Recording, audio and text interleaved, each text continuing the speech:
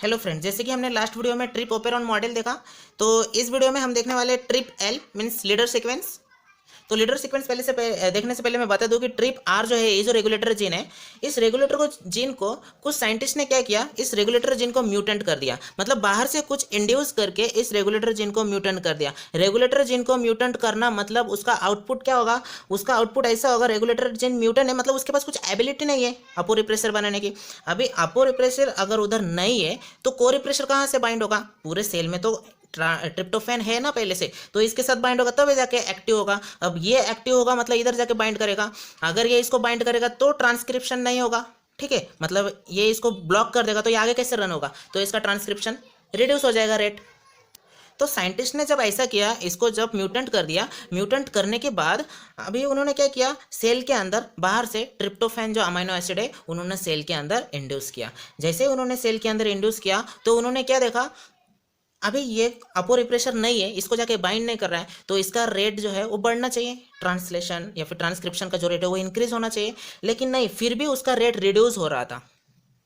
तो उसके बाद साइंटिस्ट को समझ में आया कि अरे, ये जो ट्रिप आर है, इस रेगुलेटर जीन को हमने म्यूटेंट करने के बाद भी ये जो पूरे ओपेरॉन मॉडल है इसमें ट्रांसक्रिप्शन रेट रिड्यूस हो रहा है। मतलब ट्रिप आर को छोड़ के और भी ऐसा कुछ तो भी जीन है जिसके वजह से ट्रांसक्रिप्शन के रेट को रिड्यूस कर रहा है या फिर उसको कंट्रोल करने का काम कर रहा है। तो उसके बाद साइंटिस्ट को पता चला कि ये ट्रिप एल जो है, ये जो लीडर सीक्वेंस है, ये इसके वजह से इसका जो रेट है वो रिड्यूस हो रहा है। तो साइंटिस्ट ने उसके बाद क्या किया, ये जो ट्रिप एल है ना, उसको वहाँ से डिलीट कर दिया डायरेक्ट। यहाँ से उसको क्या कर दिया, डायरेक्ट डिलीट कर दिया। तो जैसे उस पार्ट को डिलीट कर दिया, ट्रिप एल को, लीडर सीक्वेंस को, तो सब कुछ नॉर्मल हो गया। इसको ही म्यूटेंट नहीं किया गया, सब कुछ नॉर्मल हो गया। फिर उन्होंने, साइंटिस्ट ने क्या देखा, तो उन्होंने उसमें क्या ऑब्जर्व किया कि ट्रिप एल को डिलीट करने के बाद इसका जो ट्रांसक्रिप्शन का जो रेट है वो इंक्रीज हो रहा है। तो उनको पता चला कि ये सब में किसी एक का और रोल है, वो है ट्रिप एल। तो अभी हम ट्रिप एल को डिटेल में देखेंगे। तो अभी आपको जो ये ट्रिप एल सीक्वेंस रीजन दिख रहा है, उस रीजन में ट्रांसक्रिप्शन तो होगा ना। मतलब ये जो जीन है अपने पास, उसके लेफ्ट साइड में जो ट्रिप एल है, इस रीजन का भी ट्रांसक्रिप्शन होगा। ट्रांसक्रिप्शन होगा मतलब क्या फॉर्मेशन होगा? एमआरएनए फॉर्मेशन होगा। सॉरी, कोई भी एमआरएनए हो या फिर जो भी आरएनए फॉर्मेशन होगा। ये मेरा आरएनए फॉर्मेशन हो गया। तो इसी पार्ट को मैं अभी जूम करके दिखा रहा हूँ। तो ये जो ट्रिप एल है इसको मैंने जूम करके दिखाया, मतलब जो भी आरएनए फॉर्मेशन हुआ है, तो ये हमारा आरएनए तैयार हो गया। मतलब ये जो ट्रिप एल है इसका ट्रांसक्रिप्शन हो गया। वैसे ये जो आरएनए बना है, इस आरएनए को मैंने यहाँ पे जूम करके दिखाया, उसमें से ये आरएनए बन गया। ये जो आरएनए रहता है इसका 150 टू 160 न्यूक्लियोटाइड लॉन्ग रहता है ये। तो मैंने अभी क्या बताया, इसमें 150 टू 160 न्यूक्लियोटाइड लॉन्ग ये रहता है पूरा आरएनए। तो इसमें 27 में से 27 टू 71 न्यूक्लियोटाइड जो रहता है, इतना ही इसका ट्रांसक्रिप्शन होता है, सॉरी ट्रांसलेशन होता है, ठीक है। मतलब ये जो पूरा आरएनए का सीक्वेंस है, ये पूरा आरएनए में से सिर्फ 27 से लेकर 71 जो न्यूक्लियोटाइड सीक्वेंस है, इसका ही ट्रांसलेशन में रोल प्ले करता है। तो इसमें 27, 28 एंड 29 ये क्या होता है, इनिशिएशन कोडॉन। और इस साइड से 69, 70 एंड 71 इसको बोलते हैं टर्मिनेशन कोडॉन। तो इसमें क्या हो रहा है, इस रीजन में आरएनए पॉलीमरेज आने की वजह से इसका जो ट्रांसलेशन प्रोसेस है वो रन हो रहा है। तो ट्रांसलेशन प्रोसेस रन होते टाइम पे, तो उसके बाद जो यहाँ पे जो ट्रांसलेशन होगा, ये ट्रांसलेशन होने के बाद जो भी पॉलीपेप्टाइड चेन बनेगा वो कितने इसका रहेगा, 14 अमीनो एसिड का न्यूक्लियो मतलब चेन रहेगा पूरा। ये 1, ये 2, तो ये हमारा क्या बन गया, 14 अमीनो एसिड का लॉन्ग एक पॉलीपेप्टाइड चेन बन गया। तो इसी पॉलीपेप्टाइड चेन को क्या बोलते हैं, लीडर पेप्टाइड। तो इसमें ये जो 10th और 11th नंबर का है ना, ये 10 नंबर का और 11 नंबर, तो वो दोनों क्या रहता है, ट्रिप्टोफैन रहता है, टीआरपी। मतलब यहाँ पे जो 10th और 11th जो सीक्वेंस रहता है, ये 3-3 कोडॉन के, ठीक है। देखिए मैं उसको जूम करके दिखाता हूँ, 3-3 कोडॉन के। तो आपको पता है कोडॉन जो रहता है ट्रिपलेट के फॉर्म में रहता है, इसलिए मैं इधर 3 और इधर 3। तो देख सकते हैं ट्रिपलेट के फॉर्म में कैसे रहता है, यूजीजी आपको दिख रहा है, ट्रिप्टोफैन। मतलब ट्रिप्टोफैन के अमीनो एसिड को यूजीजी कोड करता है। तो ये ट्रिपलेट के फॉर्म में रहता है, 3-3 के फॉर्म में। तो आप देख सकते हैं इसमें 3 और इसमें 3, मतलब यूजी अमीनो एसिड। तो ये जो पूरे आरएनए का सीक्वेंस है इसमें और क्या खासियत है, इतना तो हमें पता चल गया। ये इनिशिएशन कोडॉन, ये टर्मिनेशन कोडॉन।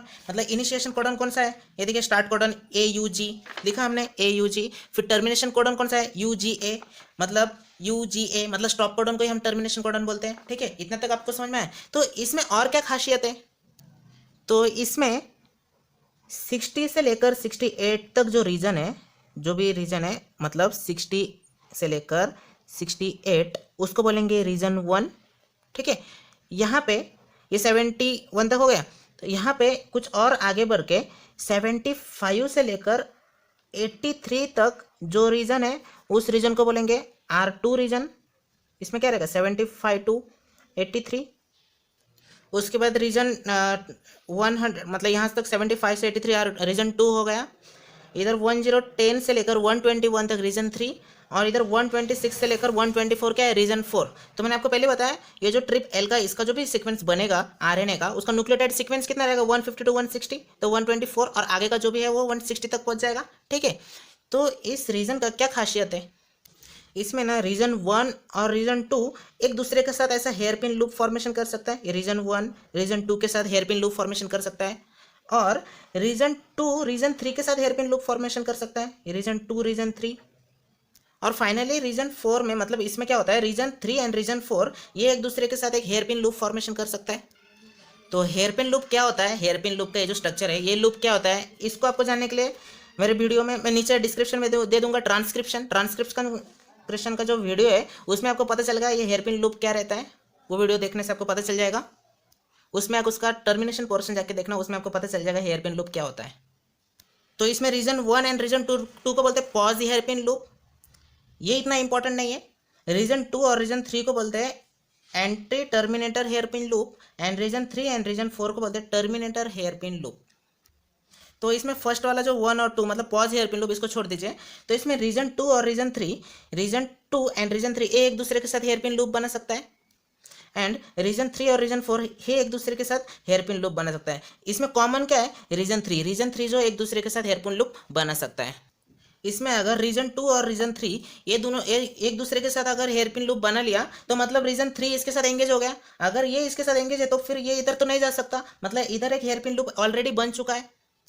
अगर ऐसा अगर हुआ कि रीजन 2 रीजन 1 के साथ अगर एंगेज है तो मतलब रीजन 3 फ्री है, तब जाके रीजन 3 और रीजन 4 जो है एक दूसरे के साथ हेयर पिन लूप बना सकता है। पर ये पॉज हेयर पिन लूप है, इसको आप निगलेक्ट कीजिए, ये इतना इंपॉर्टेंट नहीं है, मतलब ये होता नहीं है ज़्यादा करके। तो रीजन 2 और रीजन 3 जो रहता है वो एक दूसरे के साथ एंगेज अगर हुआ तो ये अलग से हेयर पिन लूप बना सकता है। अगर रीजन 3 अगर फ्री रहा तो 4 के साथ जाके हेयर पिन लूप फॉर्म कर सकता है। इसके बाद हमें एक कंसेप्ट पता है, ट्रांसक्रिप्शंस आर दी कपल्ड फेनामेना, मतलब उसको कपल्ड फेनामेना क्यों बोलते हैं। तो इसमें जैसे कि इधर आरएनए पॉलीमरेज आके यहाँ पे बाइंड हो गया, ये एट ए टाइम क्या होगा यहाँ से एमआरएनए फॉर्म करेगा, ये एमआरएनए का चेन बाहर आ गया। तो एट ए टाइम इसी टाइम में क्या होगा राइबोसोम भी आके बाइंड हो जाएगा। तो एक साथ दोनों फॉर्मेशन हो रहा है, और जैसे ही राइबोसोम बाइंड हो जाएगा मतलब यहाँ से प्रोटीन भी फॉर्मेशन करेगा, मतलब यहाँ पे एमआरएनए फॉर्म हो गया। एमआरएनए जैसे ही फॉर्म हुआ साथ में राइबोसोम भी बाइंड हो गया, राइबोसोम बाइंड होने के बाद साथ में प्रोटीन भी बाहर आ गया। तो इसलिए इसको क्या बोलते हैं कपल्ड फेनोमेना। तो ये जो कपल्ड फेनोमेना है वो यहाँ पे भी होता है। मतलब इसमें क्या होता है राइबोसोम कब बाइंड होता है, इनिशिएशन कोडन जैसे मिल जाता है राइबोसोम बाइंड होके इसमें प्रोटीन फॉर्मेशन करता है। मतलब ये जो एक साथ होता है इसलिए इसको क्या बोलते हैं कपल्ड फेनोमेना। तो यहाँ तक आपको पूरा समझ में आया।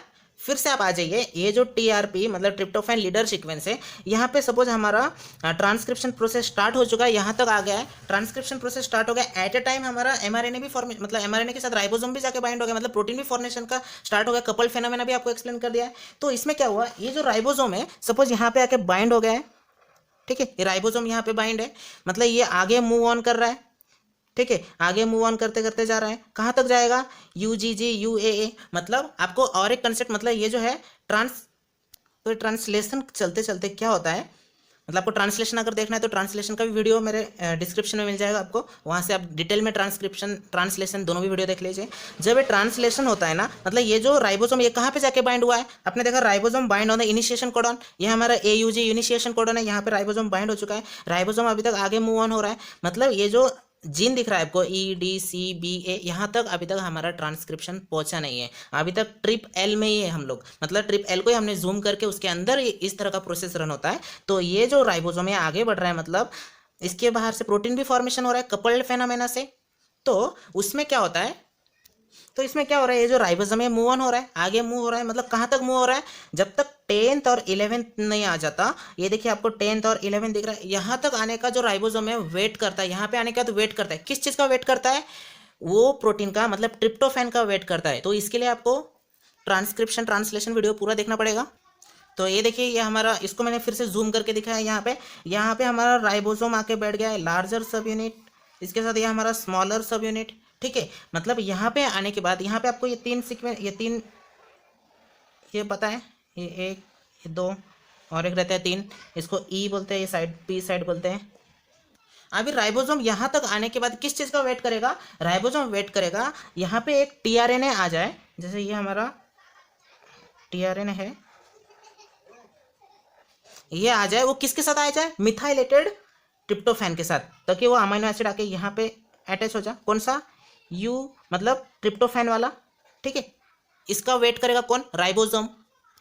तो ये समझ में आ गया राइबोसोम का क्या काम है। राइबोसोम यहाँ पे आने के बाद टीआरएनए बाइंड करता है और वो मिथाइलेटेड ट्रिप्टोफैन का वेट करता है कि कब उधर आके बाइंड हो जाए। और यहाँ पे बाइंड होने की वजह से क्या होता है, ये यहाँ से निकल जाता है, एग्जिट साइड से ये बाहर निकलता है, मतलब कि एक लॉन्ग चेन तैयार होता है इस तरह से। वो कौन सा चेन रहता है, पॉलीपेप्टाइड चेन। तो अभी इसको बाहर निकालना, मतलब ये हमारा ट्रिप्टोफैन यहाँ पे आ गया, ट्रिप्टोफैन। दूसरा वाला भी TRP, मतलब 10th और 11th सीक्वेंस है।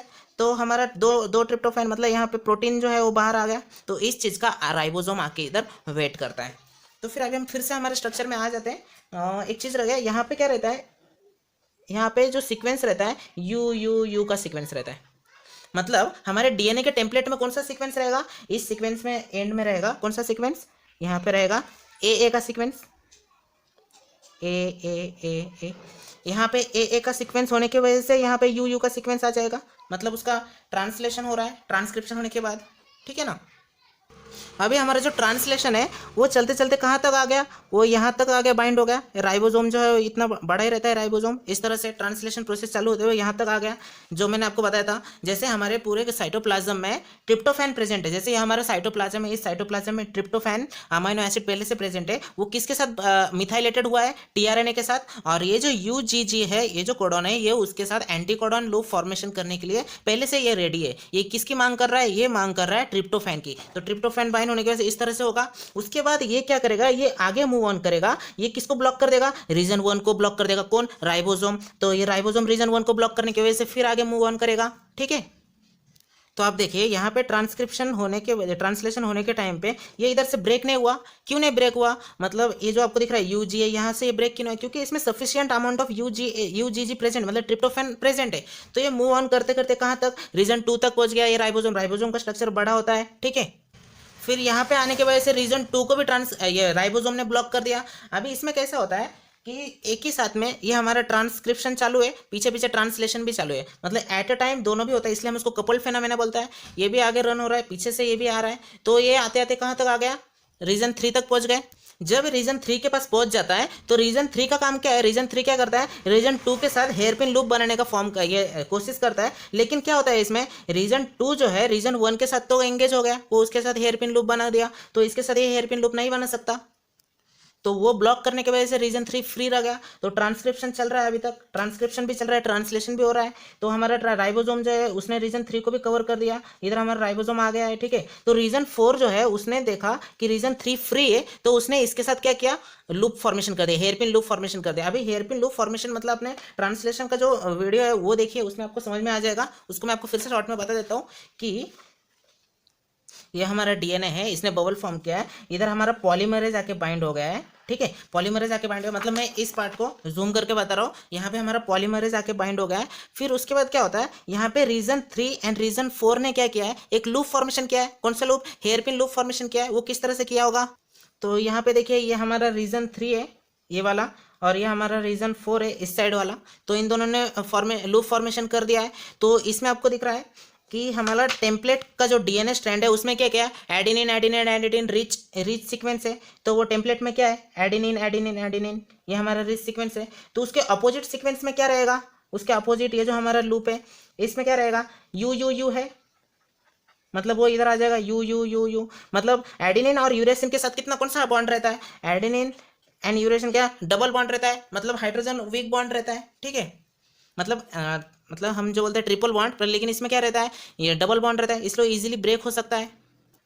तो आप टर्मिनेशन का याद कीजिए ट्रांसक्रिप्शन में, मतलब जिस टाइम पे ये हेयरपिन लूप फॉर्मेशन करता है यहाँ पे एक हॉल्ट होता है, मतलब यहाँ पे एक झटका मारता है, झटका मारने की वजह से ये अनस्टेबल जो बॉन्ड है ये ब्रेक हो जाता है, ब्रेक हो जाने की वजह से बाहर निकल जाता है। मतलब यहाँ पे हमारा राइबोसोम जॉइंट है, ठीक है ना, इस तरह से।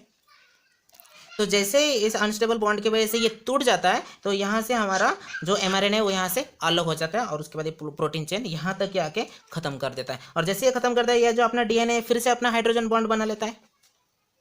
तो आप देखिए ये जो पॉलीमरेज ने सपोज यहाँ से ट्रांसक्रिप्शन प्रोसेस स्टार्ट किया तो ट्रिप एल में, ये ट्रिप एल का सीक्वेंस है, इसी में यू यू यू सीक्वेंस आने की वजह से यहाँ पे ये स्टॉप हो गया।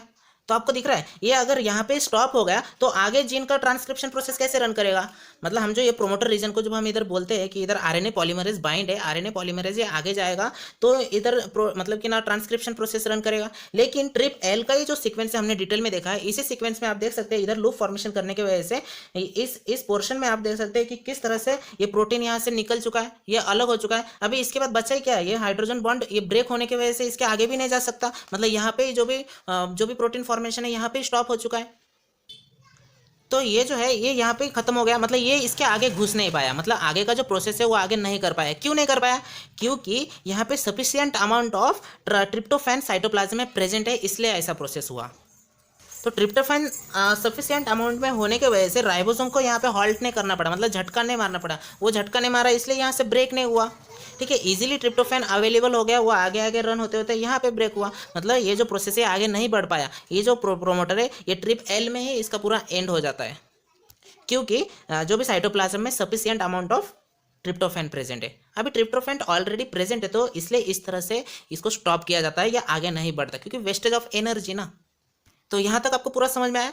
तो अभी मान लीजिए कि हमारे साइटोप्लाज्म में ट्रिप्टोफैन एब्सेंट है, मतलब ट्रिप्टोफैन हमारे साइटोप्लाज्म में नहीं है, तो क्या होगा।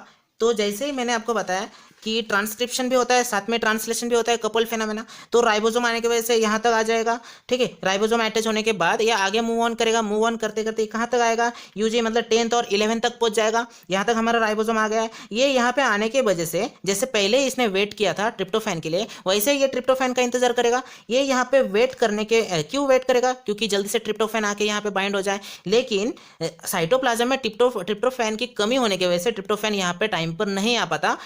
उसके बाद क्या होता है, इसलिए ये क्या करता है, रीजन 1 को ब्लॉक कर देता है राइबोसोम और वो ट्रांसक्रिप्शन प्रोसेस आगे रन होता है। जैसे आगे रन होता है तो रीजन 2 क्या करता है, वो किसके लिए वेट करता है, ये वेट करता है रीजन 1 के साथ इस तरह का पॉज हेयरपिन लूप तैयार करने के लिए। लेकिन राइबोसोम ने रीजन 1 के साथ ब्लॉक कर दिया, मतलब राइबोसोम ने रीजन 1 को ब्लॉक कर दिया, तो ये फ्री नहीं है रीजन 1। तो फिर राइबोसोम और आगे मूव ऑन करेगा, ट्रांसलेशन प्रोसेस भी होगा, ट्रांसक्रिप्शन भी होगा और रीजन 2 को भी कवर करेगा। जैसे रीजन 2 को कवर करेगा और आगे मूव ऑन होगा, जैसे रीजन 3 तक पहुंच जाएगा राइबोसोम 3 तक पहुंचने के बाद, रीजन 3 तक पहुंचने के बाद रीजन 3 क्या करेगा, रीजन 2 के साथ पेयर करने का सोचेगा। क्यों, रीजन 2 जो है वो तो फ्री है, ठीक है ना। तो रीजन 2 फ्री होने की वजह से वो इस तरह का हेयरपिन लूप तैयार करेगा। लेकिन रीजन 3 के बाद ये जो सीक्वेंस दिख रहा है आपको, रीजन 3 और रीजन 4, ये जो आपको सीक्वेंस दिख रहा है यहाँ पे यू का सीक्वेंस नहीं रहता है। यहाँ पे ए रह सकता है, जी रह सकता है, सी रह सकता है, एक ही यू रह सकता है, फिर से ए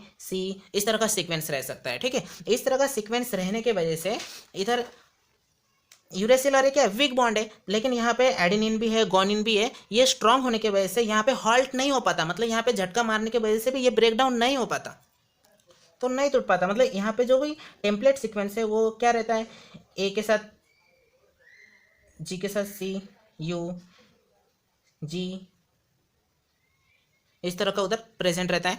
इधर ज़्यादा गर्दे हो जाएगा, यहाँ पे मैंने उसने निकाला नहीं वहाँ पे।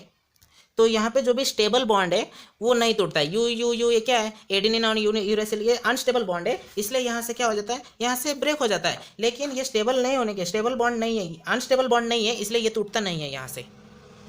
तो जैसे ये ब्रेक नहीं होगा, ये धीरे धीरे क्या करेगा, राइबोसोम आगे रीजन 4 को भी कवर करेगा। रीजन 4 को कवर करने की वजह से आप देख सकते हैं रीजन 3 अगर रीजन 2 के साथ एंगेज है तो रीजन 4 जो है वो तो फ्री है, तो इसलिए इधर हॉल्ट नहीं होगा, यहाँ पे ब्रेकडाउन नहीं होगा। तो वो जो राइबोसोम है वो प्रोटीन फॉर्मेशन करते करते कहाँ मूव करेगा, रीजन जीन ई, डी, सी, बी, ए यहाँ तक फॉर्म करते करते टर्मिनेशन तक पहुँच जाएगा और इस तरह का एक नया लॉन्ग प्रोटीन चेन तैयार करेगा। जिस प्रोटीन चेन में क्या रहता है, ई का जो भी प्रोटीन रहता है, जो एंजाइम फॉर्म होता है, ई और डी एक साथ बाइंड होकर एक एंजाइम फॉर्म करता है, सी एक एंजाइम को फॉर्म करता है, फिर बी और ए एक एंजाइम फॉर्म करता है। ठीक है, इस तरह से फॉर्म करने की वजह से वो कौन सा एक एंजाइम रहता है, ये सब एंजाइम जो रहता है वो एक प्रिकर्सर के साथ जाकर बाइंड होता है। वो कौन सा, कोरिजमेट जो रहता है, आपको लास्ट वीडियो में ही बताया था, वो कुछ इस तरह से होता है, वो कोरिजमेट। फिर उसके बाद आपको तो पता है आगे का प्रोसेस किस तरह से होता है। तो आपको यहाँ तक समझ में आए। तो इसमें ट्रिप्टोफैन क्या है, दो तरीके से कंट्रोल करते हैं, ट्रिप आर इससे कंट्रोल होता है और ट्रिप एल इससे भी एक बार कंट्रोल होता है, मतलब ये लीडर सीक्वेंस रहता है। तो और एक मैंने क्या बोला था, ये जो पाथवे है कौन सा, एनाबॉलिक पाथवे है, ये जो ट्रिप ओपेरॉन मॉडल जो है।